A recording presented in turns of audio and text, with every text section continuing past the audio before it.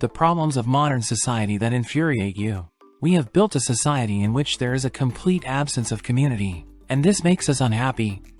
I call this toxic individualism. People not only live in isolation, but they are also completely intolerant of anything related to community, such as ideas of the common good or any form of social contract. When the government is truly of the people and for the people, it works very well. It's uncomfortable for me to admit, but I myself am part of this problem. I have no idea who my neighbors are, and I have no desire to get to know them. I constantly avoid social situations. I think we all have a deep-seated issue that we're not addressing. Despite that, I'm unhappy. I feel really good when I interact with other people. But for some reason, I avoid communication. It's so silly. The problem of not having perfectly white teeth, which is actually unnatural. Another similar issue I recently saw was an advertisement for a product that makes your eyeballs whiter.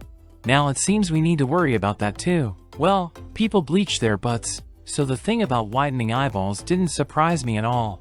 All this talk about having a bunch of toxins in your body and needing a detox program. No, you don't need any detox. Your body can easily handle most of what you consume.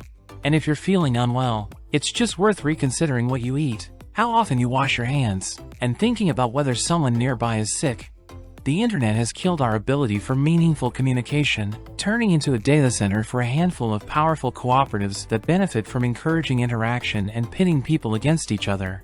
Social media is undoubtedly the most significant problem that no one wants to acknowledge. People don't even think about the harm social media inflicts on individuals psychologically and mentally, as well as how they affect our collective psyche as a nation. I don't have an answer to this question myself, but it deeply concerns me.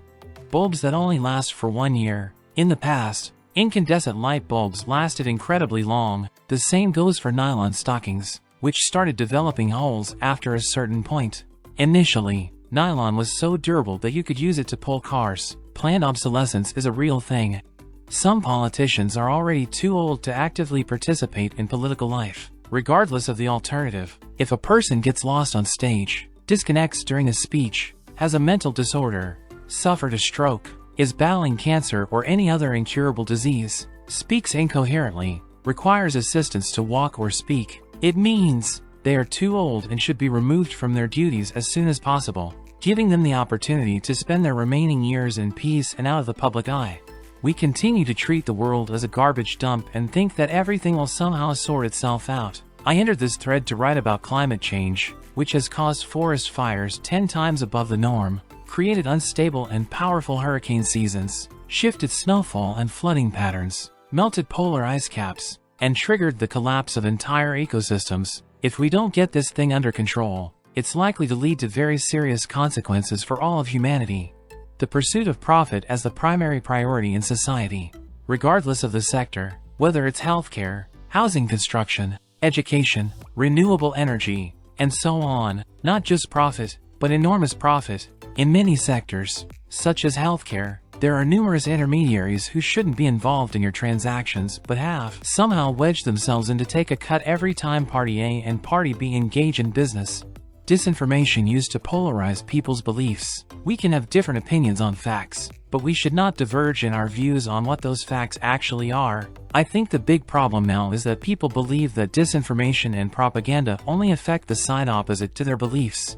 Anti-intellectualism. We've reached a point where we consider it cool, fashionable, or normal to portray the most ignorant people and promote the dumbest ideologies. And when this idea is challenged, people say you're oppressing them. Despite all the evidence that the grass is green, they will insist that it's blue. Everyone just believes their opinion is right. We need to stop telling people that their opinion matters, especially if it's a shallow, uninformed opinion. Lack of education. The percentage of adults who are complete idiots is simply astonishing. Moreover, many of these idiots did receive an education, but in school, they were allowed to do pretty much nothing, and there were no consequences for them. Besides, teachers are usually paid so little that they couldn't care less. They just have to babysit these blockheads until they grow up, leave, and a new batch takes their place. There are so many problems we don't want to notice that I don't even know where to start. Global warming, wealth inequality, lack of education, religion and government, disinformation spread on social media, lobbying, election manipulation, homelessness, corporate corruption. It's just a massive tangle of enormous problems. Global warming is probably the biggest, as the rest will continue to be overlooked if we don't address this one, but we can't tackle it until we first solve at least a few of the smaller issues. And I don't mean that we just need to pay attention to this problem. I mean we need to take significant, long-term actions to address it, and that's just not going to happen. Of course, adopting a cynical or nihilistic stance is an appealing idea, but I'm trying to do what I can at the local level. The Listerine company came up with calling bad breath halitosis to sell their mouthwash, which had previously failed as a floor cleaner. Once bad breath was termed and marketed as a medical-sounding problem, people started worrying about it. Lack of affordable housing. If the situation continues to develop as it currently is in most Western countries, we will have an entire generation that has never had their own housing or significant savings. Retiring for an entire generation under such conditions will be a disaster for everyone. Either we will have a large homeless population, or the elderly will have to apply for subsidized rent. The government will be forced to help the elderly with their housing costs, and it seems there's nothing we can do about it.